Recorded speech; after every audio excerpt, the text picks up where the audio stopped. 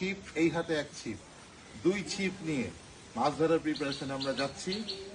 ছিপের চেয়ে বড় মাছ ধরে নিয়ে আসবো ইনশাআল্লাহ। ঠিক আছে, ছিপ যত বড় মাছ তত বড়। চলো Let's go. চলো। অনেকে কখনো মাছ ধরেনি।